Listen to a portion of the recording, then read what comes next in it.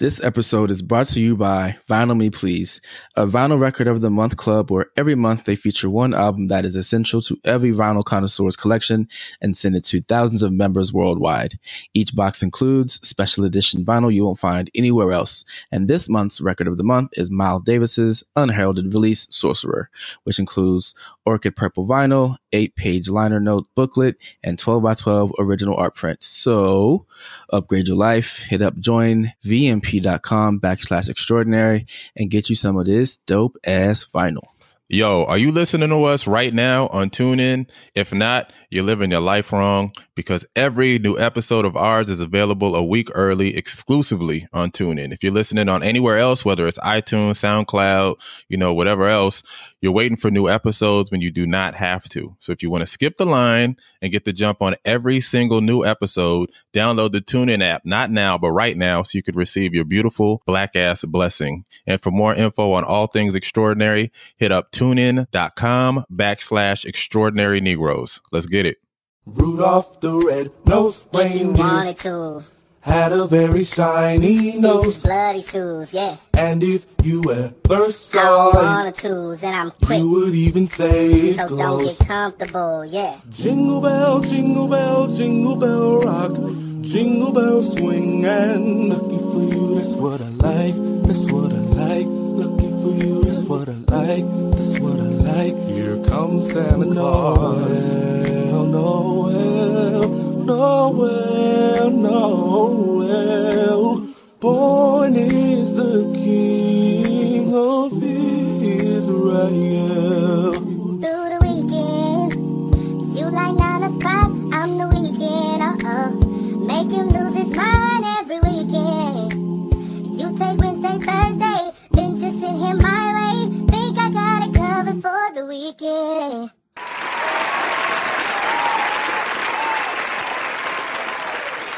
And welcome to the latest installment of the Extraordinary Negroes. It is your boy, Jay Connor. And I'm Alex Hardy. And instead of asking you what you've been up to, because I think people always hear what we've been up to, what have you been listening to? Whether it's music, whether it's podcasts, what has been in your ear hole? Honestly, I'm a creature of habit these days. Like, I'm not listening to anything super new right now. I've been still rocking K Trinada's album. I'm still listening to Thundercat's album, actually. That bass. Yeah, man. That bass. That's important, keeping that in rotation. And I'm actually trying to get, someone actually just put Miguel's album on my radar this morning, so I'm definitely going to make sure to get into that.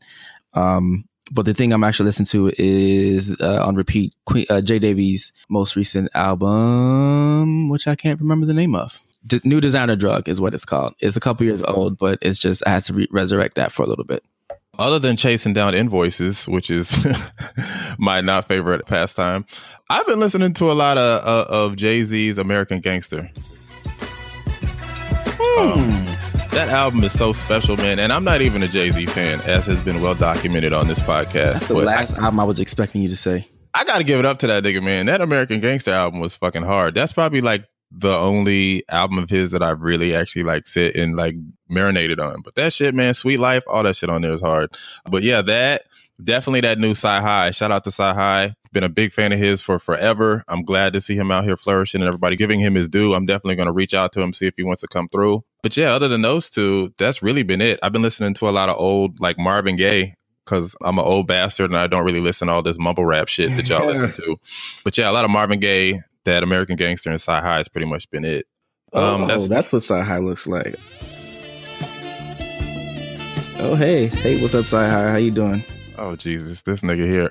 So anyway, we got some more reviews, y'all. We always appreciate whenever you guys hit us up, show us some love. So we just want to take a moment to return that love and, go through some of these reviews. So Jaguar 313, maybe they forgot the R. I don't know. Maybe.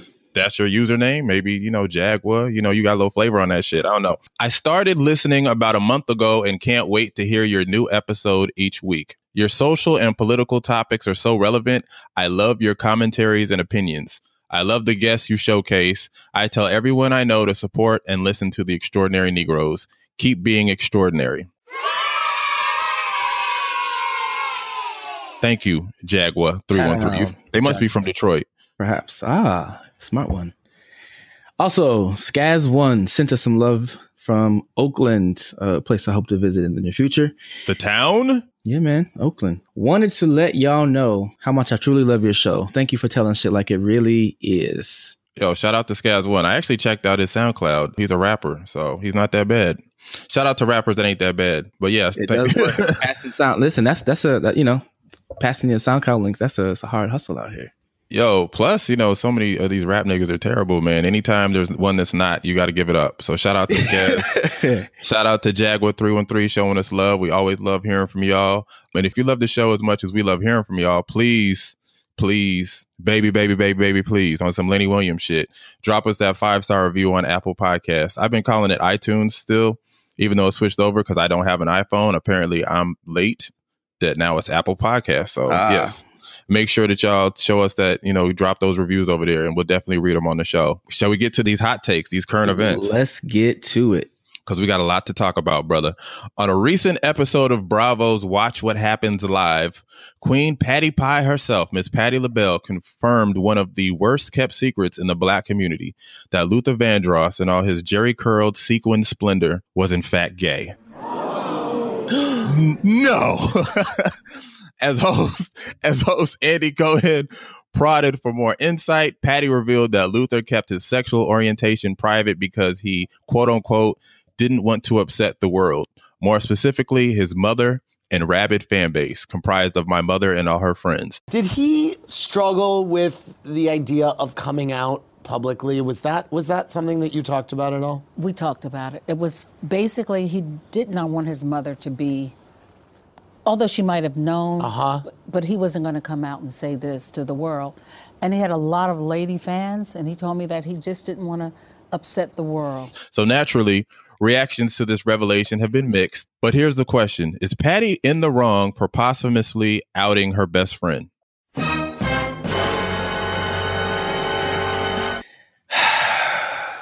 I've seen people have been damn near come to blows over this. Yes. It's clear why, she said why he stayed in the closet. I mean, of course, safety was a big issue at that time. Of course, now that he's long gone, that is not as much of a concern, disappointing, his mama and his fans with his poster on the wall. It's not as huge of a deal anymore. But I mean, it definitely brings up a good point. I don't think it was, I personally wasn't as devastated by it as everyone else was. Devastated by what, his loss? By her outing, by her, revealing this, of course, poorly kept secret. Yeah. It is what it is, but again, at least she didn't name names, she's not, telling the sort of details of his sex life or who he was dating or, those things like that. Cause I'm sure messy ass Andy would have gotten there if given the time, but yeah, it definitely wasn't her place. But, again, I think that's just being a messy old queen on TV, just responding to another messy old queen on TV. So I don't think her intent was malicious. And also in watching the clip, he basically asked her directly, hey, was Luther gay? That's basically, what happened. But let's keep it a buck. Everybody knew Luther was gay as fuck. This was not a secret. And I actually remember the definitive moment where I knew Luther was gay. I was sitting on the bed with my sister and my mom watching that box set that had all his music videos. And I remember sitting on this bed watching it, and it had the video for All My Love. And there's a scene in it where I think he's he's got people roller skating and shit. And there's this part where he says the boss is so demanding. And then he goes, when he gets to he looks at the camera and he's like, there you were standing. And at that exact moment, he does this bop. And when he does this bop, the way his shoulders sank, I said, yo, Luther's gay. That was the definitive moment of my childhood where I was like, something is not. It was the bop. The bop gave it away. So I must have been about, 8, 9 when that shit came out. Well, actually, it probably came out way before, and I probably saw it when I was 8 or 9 because I think that came out 86, something like that. So I have no idea, old ass nigga. So yeah, I definitely saw that way after it was already a thing. But I just remember that bop and being like, yo, Luther's gay. But that being said, I don't believe her intent was malicious. I don't think she did this to be on some here's, I'm gonna spill some tea. I think that she was asked a question, she answered it, and let's just keep it a buck. everybody knew. But I think the most important thing that we need to discuss is not a matter of her doing this. We need to discuss the culture that we've created as a community, both as a human society and both within the Black community, in which people don't feel comfortable being themselves. Because I'm sure this is something that you can speak to way more than I can, but I can't imagine being in a situation in which you're not allowed to be your complete self well into your 30s, 40s, 50s. You know what I'm saying? Like, that shit drives people crazy. And the fact that he specifically said, like, I don't want to disappoint my mom, like, that's a big burden, man. That's a lot to carry. You know what I'm saying? The fact that you can't just be yourself. Because, I mean, regardless of the fact that everybody knew when he was running around shopping with what's her name in that Excuse Me Miss video, and he looked more excited about buying heels than she was, the fact that he felt that he had to repress that, such a significant part of him, like, that's a lot to deal with. And I think we need to do a better job of being more accepting of these things. I mean, yeah, aside from, like, the familial obligations, Marsha Warfield wrote about that on Facebook as well. Her mother told her, don't come out publicly while I'm alive, basically. And she carried that. And, it's kind of those things like, these are poorly kept secrets, or these are like obvious things, or these are things that everyone know or talks about, but for one reason or another, I mean, mainly among them, it's your fucking business. People don't state, quote unquote, the obvious. So, and like, to your point, the culture is definitely not supportive of people who come out, or people who decide to live in their full truth and be who the fuck they are and love who they want to love and fuck who they want to fucking just live their own fucking lives like the rest of us want to. I mean, the culture definitely does not support, people are the butts of jokes, I mean, like, it's not, we're not that mature societally yet for people to just be who they want all the time. It would be great if we were there, but that's just the fucked up place we're in right now. So yes, he kept a secret. He kept his life to himself. But yeah, it is a shame that, like, when people do decide to, come out or be bisexual, or we're not there yet. Yeah. And as a community, whether it's the church, whether it's these other sources that, kind of deter people from doing that, we definitely need to work on dismantling those. Also, this week, despite the fact that it was recently expanded to a 2-hour program after an award-winning 4-year run, TV One has suspended production on popular morning show News One Now, hosted by the incomparable Roland Martin, or I should say polarizing Roland Martin, aka Ascot Jesus. News One Now was the only daily newscast on television that targeted African-American audiences. In a subsequent press release, Roland thanked audiences for their support and stated that the final episode of this program will air on December 21st. All right, folks, welcome back to News One Now. Now some news about our show. Yesterday, it was publicly announced that TV One will be ending News One Now at the end of this year. Our last live show will take place on December 21st. Of course, we launched 4 years ago as the first daily morning show, specifically targeting African Americans. So, as a community, what does the cancellation of News One Now teach us about the importance of Black media outlets? It definitely underscores our importance, like, say what you will about Roland Martin, his opinions, you don't always agree with everything he says or his guests or, whatever the case may be, but, like, he's there and, he's, like you said, the only one we have. And it definitely, that gap, who knows when the next time we'll get someone, with that type of platform in a slot like that, sharing the kind of news of importance to our community, like he does. It's unfortunate. And it, you just realize, I think that's all the reason was because of funding. I mean, it really drives home the fact of the importance of our having our own platforms, as small as they are, platforms like the Extraordinary Negroes, or, anywhere you can curate your news and share your opinions from your perspective uninfluenced is important. And losing that is definitely going to be a big gap to fill. And so with that said, I mean, it underscores also the importance of the diversity of voices. So just because you don't have the resources behind you and the machine that he had, News One Now, with Roland Martin, to have that name, any corner of the internet, of the digital sphere you can carve out to share your perspective is just as valuable. When Roland kind of went on like I wouldn't say a rant, but, he kind of went on an explanation of sorts as far as what was going on behind the scenes. And when I initially heard this news, I ain't gonna lie, I was a little paranoid. I was like, yo, I hope he didn't get caught with some sexual harassment, sexual assault allegations, the way everybody out here everybody out here getting sniped. So I was a little worried that it was that type of situation. I'm glad to hear that it's not. But on his Facebook page, Roland spent some time kind of explaining like what was going on, and as far as like the breakdown of how like, you know, the analytics as far as ratings, and how his show does a lot better than the bigger networks, but he's also working with far less resources. And it just kind of reaffirmed the importance of like, we have to support ourselves. Yep.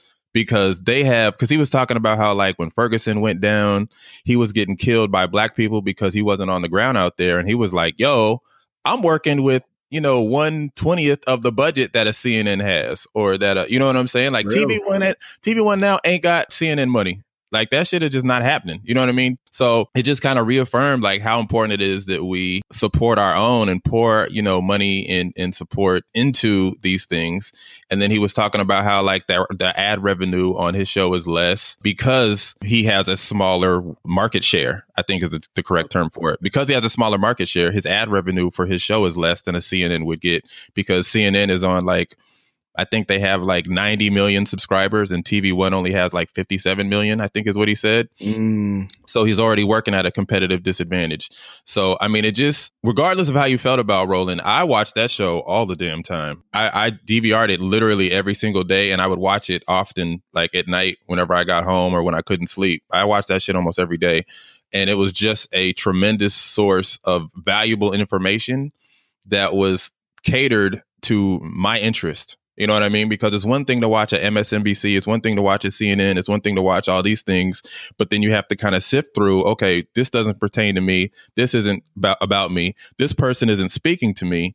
And this was a show that covered all three bases. I felt like Roland discussed matters that were not only important to me, but discussed exactly how they would influence my community and the people that I know and love. And that is something that it's super important. And it's insane that we have like hundreds of TV channels, and that was the only daily news show on television that was catered to African American audiences. That's wild to me. That makes no sense. That's bananas. So I mean, I hope that he's able to maybe like parlay over to, you know, leverage the situation over on like YouTube or something, because I mean he's definitely knowledgeable on his shit. He's definitely connected. And I mean, I think one of the things too is people got to give it up. TV1, a lot of these people that y'all fuck with today, they got put on because of TV1. You know what I'm saying? I don't really think anybody even knew who the hell Angela Rye was up until, you know, 2-3 years ago, whenever she debuted on TV1. You know what I'm saying?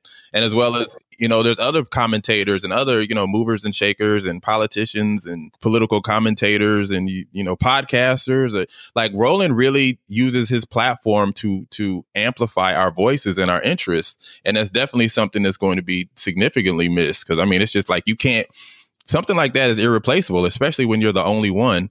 And I sure as fuck don't want to watch Martin reruns and Unsung 80 times a day. Damn sure don't. So I'm definitely curious about how that'll impact the rest of their programming, because that was really their own show. Yeah, if there are plans to, you know, have that some, you know, that, I don't know if that slot or just some type of, you know, credible news voice in that capacity in the near future. Definitely something that's needed. I mean, they definitely would be doing a disservice to just the audience that they do have that does turn to him for their news. So needs some type of outlet. Yeah, man. I fuck with what was trying to do, and I hope that he's able to find another way to disseminate this information, and that other people are able to find similar ways to do so, because we definitely need it out here. But Patreon. Alex, could you explain to the fine people at home how two broke Negroes are trying to be out here and do wonderful things, but are unable to do so from our own pockets and need the love and sustenance and assistance of our loyal fan base? Yes. So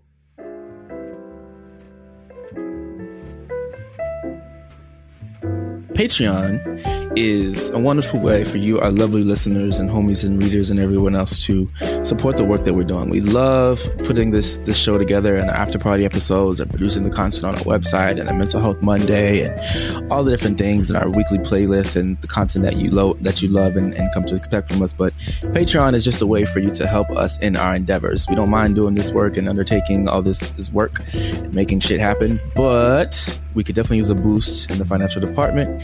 And again, Patreon is a way to do that on a monthly basis. You can get in where you fit in and set your contribution in a level that is conducive to you and your lifestyle, and help us be great in the process. And we greatly appreciate whatever it is you have to give, whether it's $1, $3, $16,000, million, dozen, $100, whatever it is on your spirit to give. We appreciate it. Word. And for those who are interested in PayPal donations, I don't bring that up enough. We definitely accept those as well. The collection plate moves around the room. You can put whatever you want to in there. But if Patreon is not your ministry, PayPal, you can donate to us at paypal.me/TheExtraNegroes. That would be a wonderful Christmas gift. You know what I'm saying? And you don't even have to wrap the shit. You know what I'm saying? You could just slide that deposit over and we can flourish. It's just really that simple. Yeah. Buy some coffee. No need to, come out with the Darion short sets for us. We good. Patreon, PayPal, quick and easy. Boom, pow. Everybody wins. Word. And Patreon is such an essential component of what it is that we do. It's literally how we, offset the costs of running the show, which is expensive as fuck, and as well as throw on our events and everything else that we try to do through our website and everything else. So thank you for those that make those donations and contributions and our patrons. And yeah, y'all are dope. So our last episode, what did you hear about it? I actually had a friend from Panama who was a fellow teacher down there hit me up that was listening to the show and was excited because we don't hear this friend of mine. I think she is Korean and Black, and she's learning more about her Korean side of the family. And one of the big issues that she has is that you don't see Korean varying representations of Korean Americans in media. And that was one of the things, whitewashing was one of the things we talked about when we talked with Rainier. And she was just, really excited to hear that Rainier's out here on the front lines, making sure that images of Asian Americans, Asians, immigrants are shown with respect and with dignity, and, breaking down all the fuckery that we encounter and giving us a great insight into the Asian community that we really don't. I mean, I can't really think of any other vocal Asian voices, like that reaches such a broad spectrum of people. So a great source to have. She wasn't familiar with Rainier, neither nor the work on Next Shark. So it was definitely good to hear. And shout out to Love Life of Asian Guy and that whole community. Yo, if you aren't up on Next Shark, you really need to check that shit out. It has been such a tremendous resource as far as for me in having a better understanding of the issues and challenges that befall the Asian American community. So shout out to Rainier for, spearheading that and being the driving force behind that. Definitely go check out nextshark.com. But one of the best things that I heard about this episode was that people were appreciative of, because I mean, when you look at like the love life of an Asian guy, the account, mm-hmm. It's like a persona. You know what I mean? It's like, it's very clear that like he's speaking on very specific issues, but they're not necessarily like he's speaking as if he's a character of sorts. You know what I'm saying? Mm-hmm. And I think that people appreciated the fact that they got to be formally introduced to the person behind the character. And one of the things that somebody told me is that like it was great that for everything he says about, like people thought that he was going to come on here and just drag white people for like an hour. Heard that too. And the fact that he came on here and we literally said nothing about that, and we kind of got into more like deeper things, people really appreciated that. And that was actually, something that we sought out to do in navigating through this interview. Like I purposely wanted to make sure that we didn't discuss things of that manner. Like we really wanted to understand, touch on a lot deeper subjects. Cause I mean, stuff like that you can see on his page all day and be thoroughly entertained in the process. But it's just kind of like, let's have, a dialogue, a meaningful dialogue about, why you feel this way about certain things. So we got a lot of love, definitely got a lot of downloads on that motherfucker. So shout out to everybody who listened. Shout out to everybody who appreciated that episode. And who do we have on today's episode, Mr. Hardy? On today's episode, we have Madame Quinn G. She is a mental health practitioner. She's based in DC. She's the owner of and the founder of Magnolia Mental Health. And we're going to be talking to her about winter sadness and how we can thrive and be great in this often difficult time of year. Yeah. So before we get into that, let's get into some motherfucking shrimp and grits. It's the questions. It's the questions, boy. It's the questions. It's the questions. Come on, the questions. It's the questions, boy. It's the questions. It's the questions. Yeah. All right. Harry asks, Donny Hathaway's This Christmas is universally revered as the quintessential Christmas song in Black households. But with so many other great Christmas songs, is it the greatest of all time? Okay, now I love Donny Hathaway. It's up there. It definitely is. Let me preface that with whatever you're about to say. It's up there. It definitely is. I mean, yeah, it's really, I don't know. I don't know if we'll ever be able to agree on what is the best because, you can't forget, I'm not a churchy Negro these days, but, that BB and CC's Christmas album.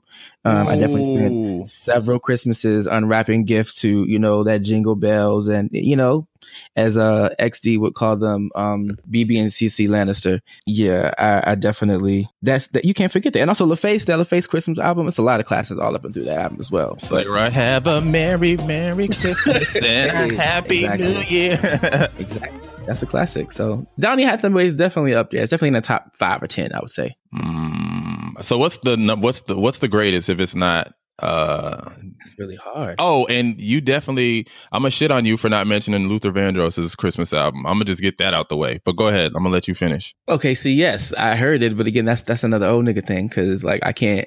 You wild disrespectful, my nigga. That shit came out. That shit came out in the 90s. You wild disrespectful, but go ahead, continue. Y'all hear the way he's slandering a dead man? I'm gonna let him cook though. I'm gonna let him cook. They're gonna kill you on that for saying that shit. I mean, I don't know if I have a. Let me think. Yeah, honestly, when I think of that BB and CC is probably the one that I've heard them on the most Christmases. I'll say. You know what? As much as I love Christmas songs, I'm partial to like the original Christmas songs because I mean, you have like the carols and shit. I'm partial to like like the Someday at Christmas, by Stevie Wonder. I'm partial to the Merry Christmas Baby. I think it was Otis Redding. You know what I'm saying? Like I'm partial to the Kiss for Christmas from Luther Vandross. Like I like when people take the spirit of Christmas and create a new song and this shit is banging. I prefer that too than singing the same old. And I know shout out to the Destiny Child Christmas album. I know that the homie Law, I think he just wrote something on VSB, the 10 best brown liquor Christmas songs. He usually sends me a text whenever he posts something, but I saw the article anyway, nigga. And there's a lot of all-time great. The contention for that is stiff. It depends on what you're going for in a Christmas song. If you want something lively, you might go with Mariah's All I Want for Christmas Is You. You know what I'm saying? If you want something soulful, you might go for the, This Christmas or, the Santa Claus is coming to town from the Jackson 5. I think it's hard to quantify like what would be the best one. Like it's hard for me to really sit there and just decide on one. Cause I mean, it could be Silent Night by the Temptations cause they murked that shit. You know what I'm saying? Another old nigga song, but I don't know what the greatest one is. I know that my personal favorite Christmas song is A Kiss for Christmas from Luther Vandross. I know that much. So yeah, it's hard to quantify. I don't know. What's the next question? Oh man, here we go. Anonymous asks. Great question though. What do you guys want for Christmas? Honestly, a car, a house, Halle Berry, Laura London, all those things would be great. Aisha Diaz. But honestly, the one thing that I want for Christmas is to just have more time with my kid. You know what I mean? Co-parenting is not fun. It's not an ideal situation, but that's definitely the one thing that I can say that I really would like. What about you, Mr. Hardy? There are a lot of things that I would like, but I think the one thing more than I really like a dope and amazing living situation. I would like a home for Christmas.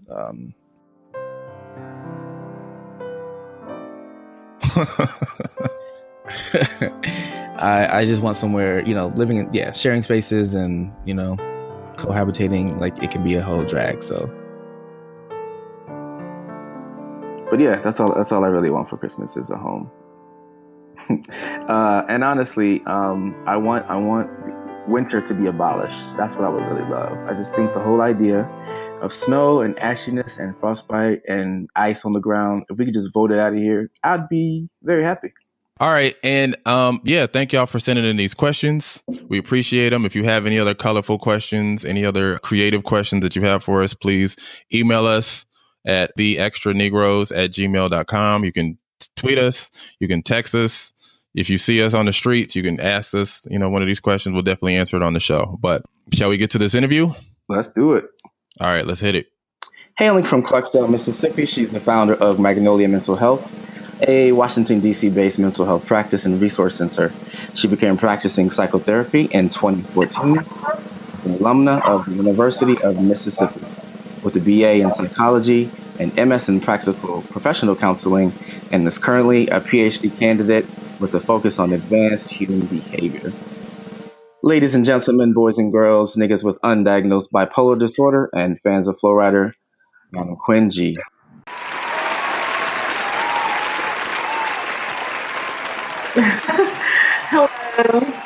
Hello. Yo. Thank you for joining us today. How's this Monday treating you so far? It's been up and down, but I'm here. Okay. And we thank you for that. So first and foremost, as temperatures drop, like you said, and the holidays approach, we feel it was necessary to discuss why so many of us struggle this time of year in these colder months, share some of our own personal experience, and also some strategies that our listeners can use to thrive during this hateful ass winter. So with that said, how would you rate your self-care at the moment on a scale of 1 to 10? Going into last week, it was definitely like a 4 or 5. But going into this week, I'm at a 7. I hope to maintain somewhere between 7 and 9 throughout the week. Now that's pretty good. Jay, how about you? Probably about like a 5. I definitely could do a infinitely better job, but I'm trying to work through a lot right now. The holidays aren't the greatest time for everybody, and that includes myself. You know what I'm saying? Okay. I'd say I'm about a 6. Now, Quinn, what do you do to keep that 7 to 9? How do y'all keep yourselves uplifted this time of year in particular? Last week was a really rough week for me professionally, personally. And on top of that, I was really sick. I've been sick like 2 weeks in a row. And I just, at the end of the week, like around Thursday, I kind of had some really necessary, very difficult conversations that I need to have personally and professionally. And so it just kind of carried with me into the weekend. And so I usually work every single day. So I took Saturday off, which is the first Saturday I've had off in like a month and a half. Wow. And yesterday I did work, but when I came home, I told my partner, I'm tired. I just want to sit down. And we sat down and we talked, and I put myself on a strict schedule, and I adhered to it when it comes to like paperwork, because we have to chart after sessions. And today I'm actually off work, and I haven't done anything except things I wanted to do. Shout out to that. Yeah. And so it's new to me. But I've had like some random things happen today. Like I broke my phone. I lost my driver's license, but I was still able to get wine. I had a good lunch. I got insurance on my phone. So, I'm trying to, when bad things happen to me, I'm trying to scale it. So when I talk to my clients about like keeping things in perspective, I tell them like, think about like a candy bar. So, you have the snack size candy bars that you give out like Halloween, and then you have the king size, the big ones. When a situation happens to you, is it king size or is it snack size? And it kind of helps you scale it, because sometimes things are snack size, but because we're so overwhelmed and we're not taking care of ourselves, they feel king size. Just about taking a step back a little bit and just kind of like scaling. Okay, yeah, I lost my license, but I had money to buy a new one. It ain't that bad. It's just, that's kind of how I'm going into this week, looking at it. And I also give myself room to have experiences that kind of differ from that too. Like if I feel overwhelmed, don't be upset at myself for being overwhelmed, because I want to keep a positive outlook. Just know that something may happen and I might have a bad day, but it's okay. I can get back to having a good day or a good week at some point. I think that's dope, though, that as far as like putting everything into perspective and context, as far as like, is this something that is going to derail my life, or is this something that's going to derail my hour? You know what I'm saying? Mm-hmm. That's dope. Yeah, that's definitely a good, especially for people who are anxious or are good at like catastrophizing, like making the worst case scenario out of every particular thing that comes up. That's something great to keep in mind for sure. And just on an added note, what could you be doing better or differently? What could you be doing more to, stay on top of your self-maintenance in that situation?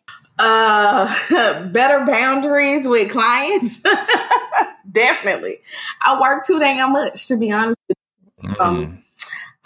Like I said, I've worked every day for about 6 to 7 weeks. I've lost count at this point.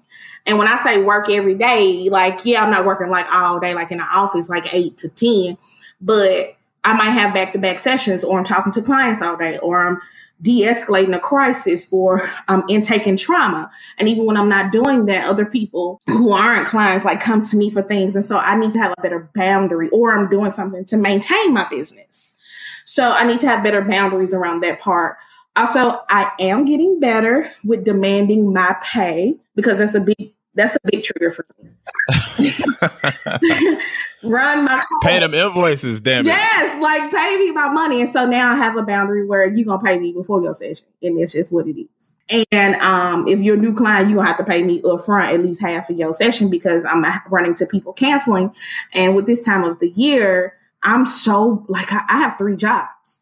So I'm booked, and I work in 3 offices in 3 different states. So if I'm driving from Maryland to Virginia and you don't show up for your session, then I've lost a lot of time, a lot of money, and I could have helped somebody else who I declined in order to be there for you. So yeah, I'm trying to do better about setting boundaries around that part, and also setting boundaries with employers. Like, I got a master's. I'm not working for $20, please. It's not happening. Yeah. You need to pay me what I'm working. So also time management, because I be procrastinating. So I'm putting myself on a schedule, and it feels really good to kind of get things done in a timely fashion. That's what's up. Now, as a mental health practitioner, aside from, this battle against ashiness that's going on as we transition into, well, on the West Coast, it's still hot out here. So, but out there, what kind of changes do you see in your clientele as the winter months approach? Well, the one thing, because I work with a bunch of different populations, I work with children, adults, older adults as well, all kind of ages and races and genders. And one thing that I have noticed is that there is an increase in PTSD symptoms like anxiety, seclusion, definitely an uptake in depression, more so even than this time last year, because therapy season, we kind of like bookended from like October to February, like after Valentine's Day, because that's when people see therapists the most in those seasons. And, even last year, you still see like an increase, right? When the seasons change, you see an increase in people with depression symptoms or histories of trauma. But even more so this year, particularly, I think, and I'm just speaking because of my population I've been working with, because of all of the sexual assault, the language around sexual assault and sexual harassment, also just like the war on minorities of any kind. So all of my clients are some kind of minority, racial, gender, sexual orientation, something. So, a lot of my clients are feeling the anxiety, even if they can't pinpoint it. It's just something very different from what I saw last year or 2 years ago, to be honest, before like Trump kind of got like on the radar and all of this kind of stuff like started to bubble. I saw it, a couple of clinicians and we started tracking some of our clients, like their symptoms after Trump was elected. And then we kind of do like every cycle, like every October through February. And mine are off the charts right now. Why do you feel the holidays and the colder months are such a challenge for so many of us traditionally, outside of just what's going on currently? Usually, so they've linked it back to like a vitamin D thing quite often. So like not as much sunlight. So that affects like people's moods and their hormone levels a lot. And so one of the things that we do, well, I'll talk about that in a minute, but vitamin D, like a lack of sunlight, also, the holidays are really triggering for a lot of people. Some people don't have persons to celebrate with. Of course, economic anxiety increases around this time of year because there's a certain pressure to perform financially. And also, a lot of conflict rises to the surface around this time of year because families are gathering, like from a lot of people don't see their family all year. And then this is the time. And then this is the time also where if you see an uncle who, you've had some kind of trauma with, you see him at family dinner, of course, all of those feelings are going to surface for you. So a lot of people have anxiety, because of their history of trauma, financial issues. And then, of course, just talking about biologically, just the lack of sunlight and the mood is definitely linked to seasonal changes. Alex. Yep. How personally, I mean, I guess on a personal level, like, how do you feel usually whenever the seasons change from, winter to fall, or I'm sorry, from fall to winter? Like, do you feel a change within yourself? Yeah, this is definitely a rougher part of year for me. I know that I can start feeling the change, like even, second half of the summer, as it starts getting cooler and cooler, can feel this transition, as you have to break out the coats and the hoodies and scarves. For me, like I felt it as soon as, October, November rolled around. I started isolating more. I want to stay inside more. I hate cold weather. I definitely prefer to be living in Panama where it's sunny all day and I can wear tank tops and shorts.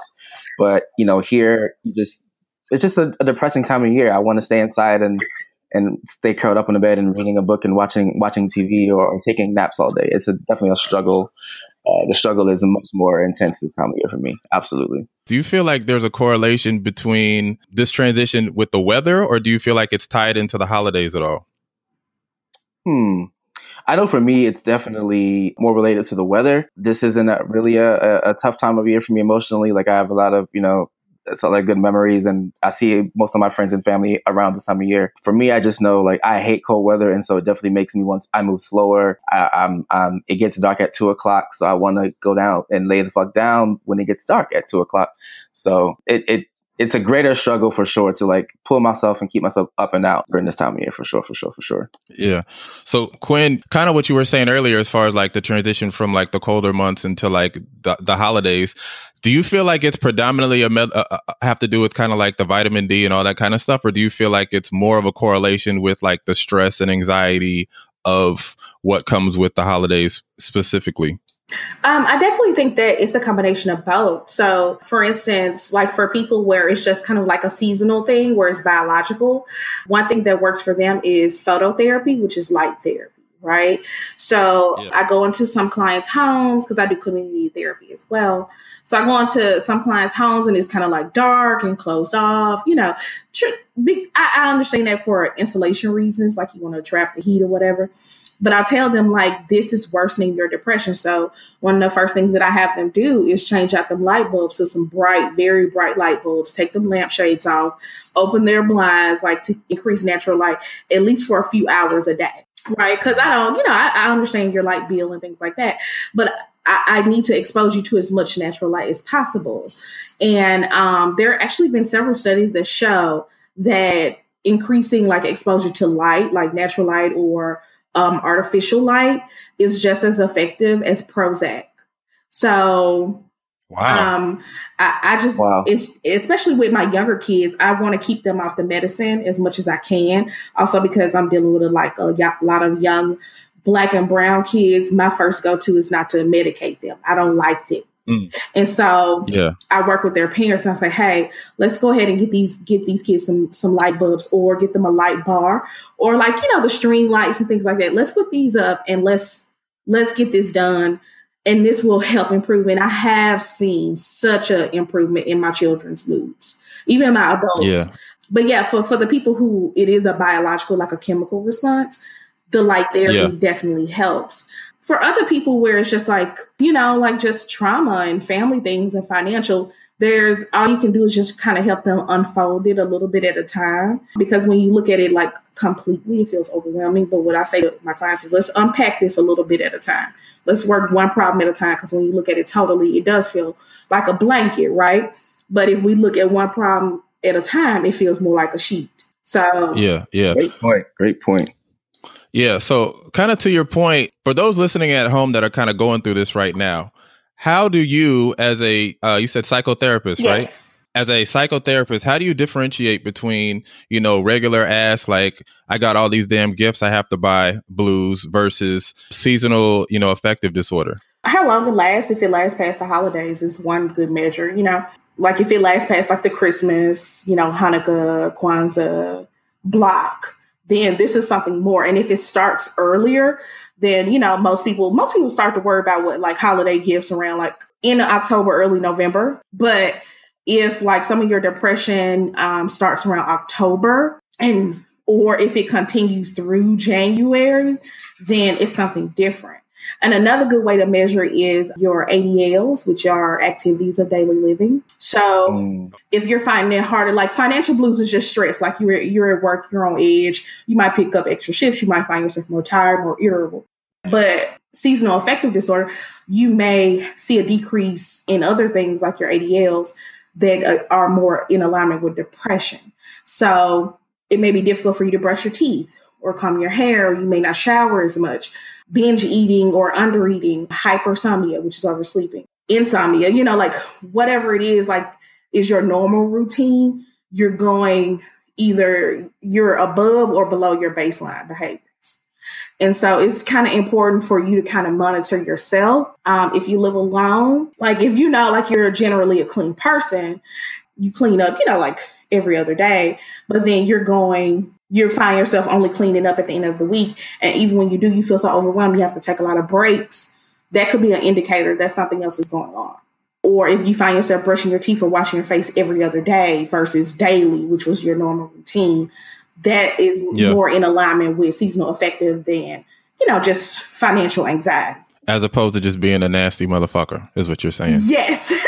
Now, I saw you mention that ADL on Twitter, and I definitely favorited that because I've been there like this season. So what are some things people can do? How do people get out of that space? Like graduate from, like I've been to the checklist, like you said, get out the house, speak to someone, eat something, drink water, go to sleep, those basic things, getting out of that space from, I know that's it's a larger issue, there's a lot of work that goes into it, but, how does one, I know you said it deals with motivation as far as getting into that space, but getting out of that space. It's important for you. Like, I know that this isn't applicable to everyone, unfortunately, but if you have people who love you and who are around you and who are close to you, who can help keep an eye on your behavior. So, I'm lucky enough to live with my partner. And so we both have explicitly talked to each other about what our depression symptoms or anxiety symptoms look like. And so she knows my behavior enough to know that if I'm not eating or if I'm over drinking or if I'm working 16-hour days, then something is going on. And so she can help call me out and just kind of bring me out of that. So I'm lucky to have that in home. And I know everybody doesn't have that. So if you do have any loved ones or people, even like via Skype or, whatever, that can check on you and kind of what I like to say, put eyes on you to see your truth, then that would be a good way to kind of hold you accountable. Like, okay, I see you have not showered in a few days. So, I can come over and we can take baby steps. How would you feel about just using some body wipes to start there? Would that be okay? Or, if you have that kind of relationship, would you like me to sit in the bathroom with you while you shower? Something to help hold you accountable. And that's really hard. And I really do understand that everybody does not have a relationship enough with other people to hold them accountable, or the people who are available aren't healthy. That's the important part too. Yeah. Right. Yeah. Hurt people can't hurt people or help people. Yeah. Now you mentioned the, things you can do to kind of thrive in this time of year as far as the light goes. Now, I recently attended my first mindfulness session here at a place called Mindful Harlem. And I've always struggled with meditation. I always fall asleep. I feel like I'm doing it wrong. So how does meditation, if at all, how does that help, whether this time of year, addressing the seasonal blues or, seasonal affective disorder, or how can that just be helpful in someone's wellness situation in general? So mindfulness is really good because it kind of helps. So anxiety is kind of like if your mind was a highway or interstate, anxiety would be like LA traffic. You know what I'm saying? Because you're worried about so many things all the time, or DC traffic, no shade, but, you're, I was about to say you're one to talk, but go ahead. Man, look, I'm from Mississippi. We don't have these problems. But so it's kind of like that. Like you have so much on your mind. And so anxiety is basically excessive worry over things you cannot control. Right. So instead of everything being snack size, everything is king size all the time, immediately. You know what I'm saying? So mindfulness works where it kind of helps you slow that thinking down a little bit. So just kind of stop thinking about things that are or could be, and just kind of sit in the moment and enjoy the moment and learn your body's reaction to stress and anxiety, so that you know if you're getting ready, if the anxiety is like ramping up in you, you know kind of where it starts in your body and how to do things that will help calm it down. And mindfulness don't work for everybody, to be honest with you. So mindfulness is part of DBT, which is dialectical behavior therapy. And for some of my clients, especially my OCD clients, it don't work. They're just sitting there. I'm looking at them. They looking at me. We just wasted 10 minutes. You know what I'm saying? So, I think it's important for you to learn. There are other effective ways to kind of like do mindfulness. Also, people who have a history of disordered eating, there's mindful eating, things like that, like slowly chewing your food and enjoying it, taking smaller bites and not sitting in front of a TV, not having a conversation while you're eating, because you tend to eat more when you're talking, like the small things. But again, mindfulness doesn't always work for some people. So I try to do like fingerprint kind of therapy. So I take a little bit from CBT, DBT, art therapy, music therapy, whatever, and I make it work for my client. Now, if you can engage in like small things, like what did you say was called Harlem mindfulness? If you have access to that, definitely try, but don't feel bad if it don't work for you, because it don't work for everybody. I can't meditate, and I teach people how to meditate. I get bored too. I'll be like, well, I start thinking about fish and spaghetti. I'm just like, well, shit, I could go to the stove. I could do it don't work for me. So I just say that just try to find something that helps calm you down. And it's okay that it's not something that works for everybody else. I think that's one of the things that's intimidating about it is for me, I know it feels like I'm supposed to be doing it a certain way as far as like meditation goes, and, clear your mind and, empty your head out. Don't think like it's hard to not think. It's a maddening process. And I know it works for some people, but thank you for saying that, it doesn't necessarily work. Not to say that I'm rejecting it as something that could work for me, but I know that it's not like a one size fits all approach to healing. So for people, as someone who does teach it, like how does someone start down that path of trying meditation? Should they be trying apps? Should they try to sit still for themselves and, do it self-paced, or how do you get usually started? with my clients in sessions, especially my clients that have like high anxiety, or clients that are very fast-paced, like I gotta do this, I gotta do that, I just be like, all right, we're gonna slow down, we're gonna sit down for a minute, we ain't gonna talk, we don't have to make eye contact. I usually come sit next to them with their permission, of course. I come sit next to them and I play like some kind of music. So I have playlists on my computer. So usually I know my client well enough to kind of pick what is appropriate. And also all of my clients do a personalized playlist for me. So I know how to oscillate their emotions in sessions. So if I don't have that from them already, I have like just an instrumental, or I ain't gonna lie, when it's like Black folks, I have like a Black clients playlist, with some early 90s, or I play the Lunges album a lot in sessions. A lot. That's dope. Or I play a lot of Journey. Not sure why, but I play a lot of Journey too in my sessions. Black people like Journey.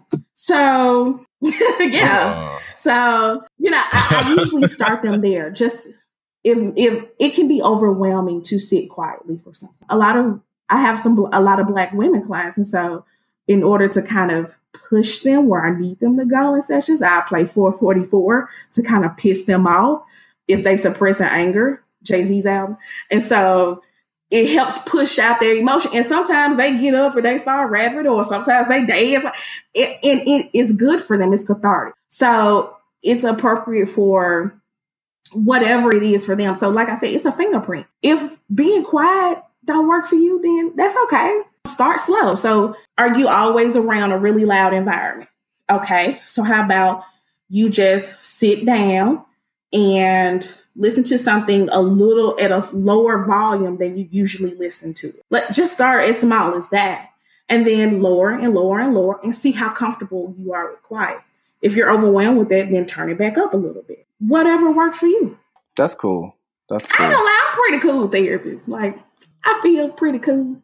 So that's what's up. I know it's definitely off-putting for a lot of people, just the concept of it, but knowing that like there's a therapist or there are therapists out there who are playing Solange and letting me dance and draw and twerk and do what I never need to do to get my healing. That's encouraging. Yeah, I think as somebody who's not a practitioner and somebody who's probably listening at home, it's going to encourage, to your point, encourage them to be like, oh, okay, this can be a relatable experience. There's not like some blank template that every therapist follows. There are therapists out there that kind of curate their curriculum, if I can call it that, around their clientele. And I think that's dope. That's you. Really good. I just think that it's important. Like, I serve a minority population, so I cannot come into it treating a 20-year-old Black woman with depression or PTSD from a relationship with a Black man the same way I would a young, older white woman who has just, later in life experiences. Like, no, like, it's stupid. I think that's stupid. I think it's really lazy of my colleagues when they do that. I do understand that part of it experience. Yeah. So if you're a young white woman or older white woman, you don't know what to do with a young Black woman when she comes into your office and she's talking about how, and this has happened. This is why I had to tailor my therapeutic experience. How lemonade changed her life. Yeah. How a seat at the table changed her life. How 444 made her realize that her relationship is smoke and mirrors. Like, I have to do that because of the population that I service. Or, for my trans clients, how Trans Day of Recognition and Remembrance, like how that was important for them to be able to come out. Or, how Pulse affected my LGBTQ clients and how they just sometimes they didn't need any therapy. They needed me to just sit with them and to cry. And they needed a safe space to do so. So I like that. Like, I do, like, if I could big myself up a little bit, this is self-care for me. Yeah, I mean, Talk your shit. Talk your shit. I have toys. Talk your shit. I have my clients, like, if their home is a place of trauma for them, I have, like, their family home.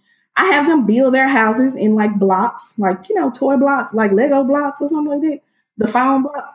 I have them build. Yeah, shout out. So, Lego. Yeah, I have them build their house in session because I have toys and art and music and canvases and everything. And I have a big ass bat, a foam bat, of course. And I let them destroy the shit out of that because that's important for them to be able to break that shit down, the thing that tried to break them. And, I do the music playlist or, sometimes we just sit and we just listen to a song. I tell you, well, how do you feel about that? What's your feedback about that? Or I love to paint with my clients because you never know what's going to come up. It's just small stuff. I don't think that it takes a lot to make the extra effort to make therapy an individualized experience. Well, I think too is that like multicultural competency is such a significant concern and deterrent for a lot of people. Because I mean, I know I can't speak for Alex's experience, but I know that a lot of times in the past, whenever I've pursued therapy, I ran into that as being a consistent hurdle, especially doing that through like, military sources or whatever else. It's just a matter of like, if I don't feel like this person can't relate to my experience, it's going to deter me from wanting to continue to engage in therapy. You know what I mean? It's like, oh, this ain't for me, whatever, I'm stuck. It is what it is. So it's cool that not only are you practicing, obviously multicultural competency, but you're doing things to specifically tailor to your clientele. But for those of us who have a hard time, during these colder months, what are some steps that people can take to kind of thrive between now and between after the fall's over, after the winter's over? The first thing is, if you have people in your life that are safe, that's the important word, that are safe to disclose your mental illness or your symptoms, to do that. And it's also important for you to let them know what your behaviors are when you are having your symptoms. So if you oversleep, overeat, don't shower, things like that. Also, it's important to tell them what you need from them. If I need you to help keep me medication compliant, if I need you to not talk to me about my medication because it's triggering for me, like, have that conversation. And then also be open to hearing them if they say that they can or they are unable to fulfill those needs for you. And if they are, then I would say, if you're open, and I hope you are, engage in some form of therapy. There are so many different types of therapy now. While I don't always agree with the approach, There are more life-saving, like telehealth, like chat therapy, text message therapy apparently is a thing. And I do know that like there's a crisis text line for sure if you're, in an emergency situation. Yeah. And just try to be honest with someone, even if it's difficult for you to engage with those people in your life. Then if you have like a social media account, maybe, if you're open to like talking to someone, there are plenty of therapists out here on social media, me included. If you need to reach out to me, I can help connect you to some resources in your area, possibly. And just be honest about that. The other thing is also like light therapy. Expose yourself to some natural light if possible. If you, like we live in a basement condo, so there's not a lot of natural light in our apartment. So we do have string lights everywhere. And there are a lot of cheap ones like Dollar Tree sell them, Dollar Mania. So you can get some cheap ones to kind of help you. And if you can't do that, then if possible, go outside. Definitely try to connect with other people who understand your symptoms. So there are support groups. Group therapy is the most inexpensive form of therapy. I tell people all the time, get in a group. You get the most therapy for free, almost. So something like that. And also just be very mindful of your ADLs. I know that's not always possible for some people with certain levels of illnesses, but if you find yourself less inclined to shower or eat, or you haven't slept in days or things like that, then it may be time to reach out to someone for some support. And the biggest thing is it's okay to be afraid. And it's also okay if you're ashamed or embarrassed, because it's very difficult. I mean, I have struggled with this myself, so I do understand. Well, I think you touched on it for a second, but I think that one thing that we don't discuss enough about mental health is the people that are in direct proximity with people that are experiencing mental health illnesses and in conditions and issues. Because so often we focus on the people that are having these problems, but we don't talk enough about the people that are in their proximity, as far as the coworkers, as far as the friends, as far as the families, as far as what they can do to kind of work through these things, as well as far as trying to look out for them, but also look out for themselves in the same, same time. To be honest with you, I did a thread about it, like loving mental health, and it's applicable to even non-romantic relationships. So the most important piece is if the person in proximity, if you also have mental illness, it is very important for when you're talking to your loved one who is suffering as well, for y'all to both disclose what your triggers are and what your behavior looks like when you're below your baseline. Okay. It's very important for y'all to talk about that because, for instance, and trigger warning for anyone. So if I suffer from recurring thoughts of suicidality and my partner depression reaches a level where she is contemplating suicide, it is triggering for us to have that conversation with each other. There is no way we can healthily engage with each other. So it's important for y'all to talk about that beforehand. Like, hey, my depression looks like, and I actually have a worksheet that says like what my mental illness looks like. And it puts it in very simple statements, like it's important to just talk about that part first of all. So y'all not triggering each other and making each other, worse. And then the other part is state what your boundaries are around help and support. So if I don't need you checking on me every day because it's overwhelming for me, say that. And it's also important for the other person to be able to say, well, I'm not comfortable not checking on you every day. And y'all come to some kind of consensus about what's appropriate. Yeah. And of course, it's always 100% important to have a crisis plan. So if somebody has thoughts of suicide or homicide or is in psychosis, who do you call? What do you do? Things like that, just for protection and just to have something. And to remember to be patient with each other. This is going to be an ongoing process. Unfortunately, mental health and mental illness, they don't just fix themselves overnight. It doesn't, even seasonal affective disorder, like you have remnants of it all through the year. And so it doesn't just go away. And so it's important for you to just kind of have a conversation like, okay, this what mine look like. This what yours look like. This what we going to do for each other. But this is also what I don't want to do or what I don't want you to do. Okay. Yeah. That's such a good point. You mentioned as far as like needing to ask what, like be mindful as far as how you need to be supported. That for me was like a huge one. Like I actually have to tell people, text me, make sure I eat, make sure I am I taking my medicine? And also as far as boundaries, I was in being honest, a dark place recently, and I reached out to a friend, and as far as her boundaries, she let me know that it was actually triggering for her to be like that kind of crisis call person for me, just because of one of her personal experiences. So that was a really good lesson for me as far as respecting someone else's personal boundaries, as far as like their ability to be a source of support for you. I find it very difficult to be very vulnerable in certain spaces because people cannot see me often outside of my profession.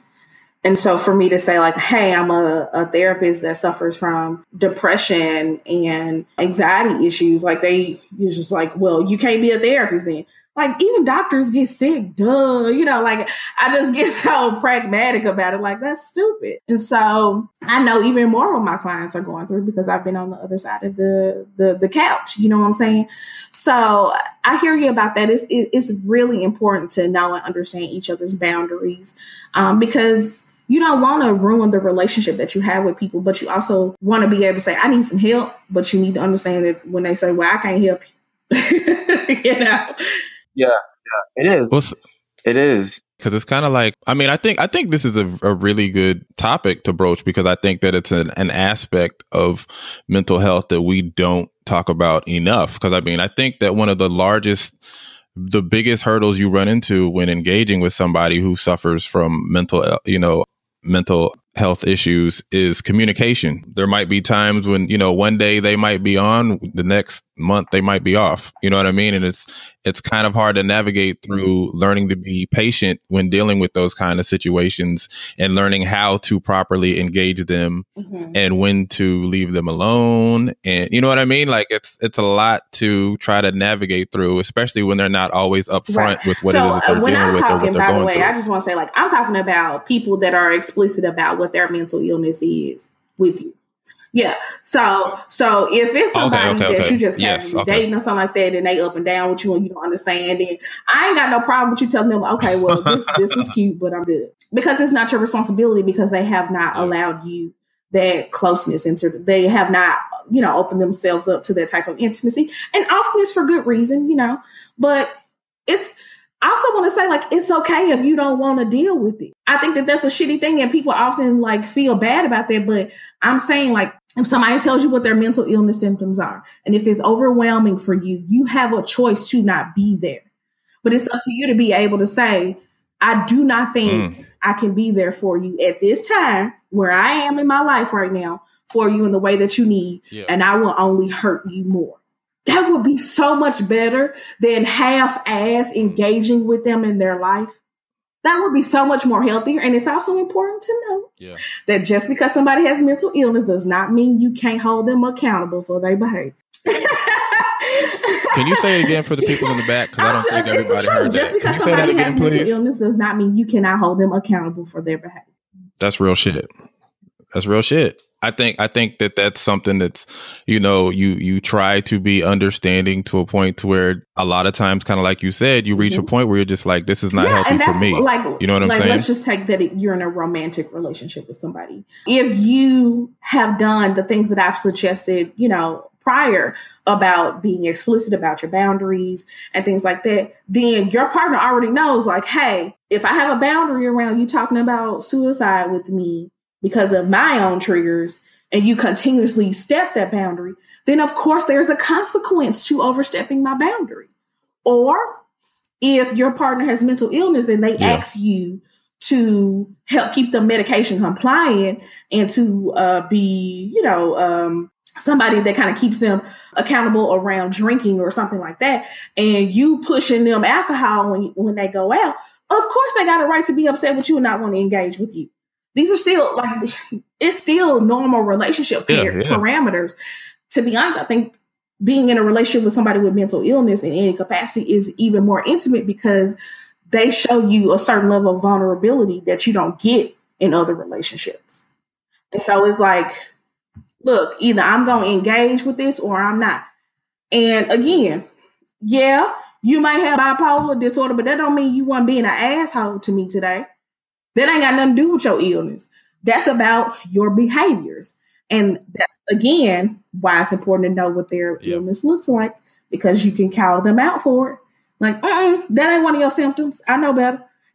So, being able to do that. Yeah, that is real. Those boundaries are super, super, super important. Now, for you, we touched on it briefly. I'm just curious on, you said you've just a second ago, you've been on the other side of this and, you're familiar what it looks like from the professional side of things, navigating these relationships as far as boundaries go. What does self-care or maintenance during this time look like for a mental health professional? Self-care, taking breaks between sessions is really important for me too. So if I have clients like stacked at 10, 11, 12, 1, the sessions usually last 45 minutes. So I usually start to cut my client off around 40 minutes, wrap up, and I take that extra couple of minutes left over between my session to collect myself to make sure that I don't have any, first of all, leakage over into my next session. And then 2, to deal with any counter transference that might have happened for me, anything that triggered me, if I need to de-energize the room, whatever it is. So that's really important, time management. Also, just having a support system is really important to me as a young Black therapist. I have a good friend who's also a young Black therapist from the South who lives up here, Chloe Cook. Shout out to her, Granado gang. So she's important to me because I can bounce stuff off her, and we have the same kind of personality. So it's like, girl, these clients, it's really good to have somebody that matches your level of energy around mental health. And also she matches my level of enthusiasm. She loves it as much as I do. And she also is as passionate as I am. And she also helps keep me in check around my boundaries with clients. And boundaries is the other one. Just having boundaries, checking to make sure you're not having any kind of counter transference. And also knowing when to take time off and checking your own ADLs. And if you do suffer from mental illness, making sure that your mental illness, that you're being accountable around that to somebody else. So, which I do. Yes. Shout out to we had a conversation. Tambourine. No, hell Can't be falling in love with your clients out here. A lot of my clients want to be my friend. I get that. You know what I'm saying? So I'm awesome. I don't see why they would. But it's them Legos. It's them Legos, Yeah. A lot of the people that become my clients are people that are encountered with me through Twitter initially. And so they're just like, I love your tweets. And one of my first messages is I block clients on social media. And that's it. It's not personal, but it's weird. First of all, it's unethical too. So, they like, but why? And I'm like, because. So, I get it about, there are clients that I would like in any other relationship, I would be friends with them. But there are also clients where I'm just like, I have to be very strict about any personal information I divulge in sessions because they could become more attached, if that makes sense. I know you do. Mm-hmm. So, yeah. Real. Well, thank you for dropping these gems on us. Hopefully anyone listening who's having any challenges this time of year will, have some type of new insight into some ways they can thrive. Try some light therapy, kind of lean on your support system. There's all types of options we have for getting through these shitty cold ass months. So what do you have on the horizon besides being an amazing therapist? I also am currently working with the friend that I mentioned, Chloe Cook, where she's a amazing couples therapist. That's her specialty. So we're working on creating some kind of workshop for Black couples using Lemonade, A Seat at the Table, and 444 as the themes, a curriculum for Black couples. So we're kind of working on that. It should be, coming soon around Valentine's Day. I was also... Yeah. So I'm also just slanging therapy in these DC streets, left and right. So I'm available for certain things. I'm very particular about the things I lend my voice to. I tend to lean towards minority persons, period. So yeah, I also do I am doing some trainings, professional trainings about LGBTQ issues in the office and racial microaggressions, because we know what kind of era we're living in right now. But usually other than that, you can find me at my office, 1629 K Street, Northwest in DC, Tuesdays, Thursdays, Saturdays, and Sundays. And at my other office, Monday, Wednesday, Fridays, Diversified Lifestyle Consultants, which is where I do take insurance there for people who need insurance. But yeah, that's what I do. DC, Magnolia Mental Health. Follow me on Twitter, Country Counselor, or don't. It's fine. So yeah, that's it. That's me. Okay. All right. Thank you. So before we let you go, we did come to the part of the show where we give some shine to a lovely person who needs a little bit more attention or some special praise, called the Extraordinary Negroes of the Week. So basically, we'll each choose someone. Jay is most likely going to steal yours. So since you're the guest, we will let you. We'll give you the option of going first before Jay steals yours. So I have to pick my own Extraordinary Negro? Yeah. I can go first if you want me, so you have an idea of how it goes. Yeah, because it's not a matter of rude; it's a matter of setting, letting our guests understand the flow of the show. Alex is just trying to make me sound like I'm a thief, but my Extraordinary Negro of the Week is a gentleman by the name of Flows Andolini, who is a podcast host and rabid Chicago Bears fan. He's my Extraordinary Negro of the Week because he introduced us to 5 fateful words that would forever propel Black Twitter to unforeseen heights. And those words were: someone Photoshop Terrence Howard as a Jedi. For those who are unaware with what transpired this weekend, there was a cacophony of memes that proliferated the internet this weekend, featuring Terrence Howard superimposed upon just about everything from like Frozen to Iron Man to Colored Purple, like every movie, and they incorporated him in it. And included his trademark phrase, Maine. So it was like, Iron Maine, dead Maine down. And it was one of the greatest Twitter moments of the year, if not ever. So shout out to Flows Andolini for kicking that off. Never heard your podcast, but I'm going to go check it out. And that's about it. He's my Extraordinary Negro. It was amazing, too. Especially because I came from, I moved from Memphis. And so that's, yeah. Oh, wait a minute. No. All right. Fair enough. She was born and raised in D.C. with that accent. It's even funnier for us because his accent in that movie, Hustle and Flow, was terrible. It was horrible. It was not a Memphis accent at all. And so I'm like, who the fuck say mine like that? Like, I don't say it like that. And so it's just like, it was an exaggeration of how we speak. And so that's why we find it hilarious. So it's just really funny to see y'all like kikiing, like, yeah, this how country folks are. And I'm like, it ain't, but keep it cute. And so, but it was really funny, the memes and shit, because I live for me. So, yeah, I can go. I have an Extraordinary Negro. Mine is gonna be sentimental. Mine is gonna be my fiance Khadijah Chloe. That's her Twitter name. She's gonna be so bad. But she is Extraordinary Negro because Sam's Beauty has not shipped my wigs. I bought my wigs November 28th. I never forget that day because I was sitting in my computer and I was like, these some cute ass wigs. And I bought my wigs, 2 of them at that. And the corresponding eyelashes that go with the wigs. I still ain't got my shit, and it's December 11th, and I don't understand. I could just grew hair if it was gonna take this fucking long. I'm sorry, I didn't mean to cuss. If it was gonna take this long. So my partner, Khadijah, has been letting me borrow her wigs until then. So she is my Extraordinary Negress of the week for letting me borrow her wigs. Yes. Exactly, a charitable wig. Shout out to lending your wigs out in time of need. Yeah, she'll do.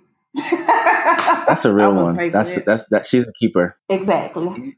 Anyone who lends a wig out is definitely someone who you got to keep on board. Shout out to Khadijah.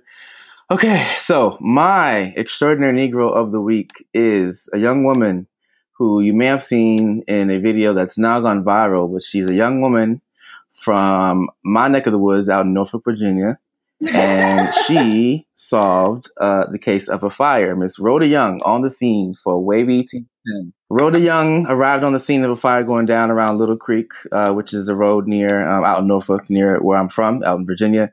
And Rhoda Young arrived on the scene before the news crews, and Rhoda Young solved the case in which it looks like a man had gotten drunk somehow and it set his house on fire.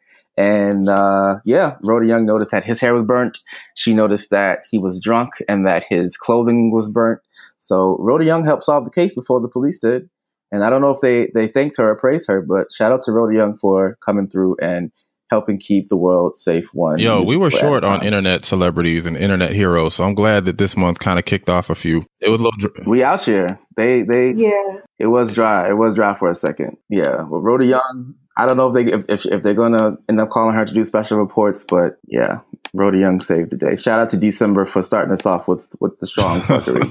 All right, so again, thank you, Madame, for joining us here on the Extraordinary Negroes. Can you drop the website to your health practice is so folks Magnolia can find out about Health, your services and all things you have going on? M as in mental health. .com. Right now, what I have going on, I do have a limited time LGBTQ group going on, like a support group, like for people who identify within the community and are having trouble with the holiday season for various reasons. And I'm also still currently, for 6 months, I'm doing free therapy for The Chosen. I've already chosen them, the 5 Black women, and they have started their free therapy sessions for 6 months.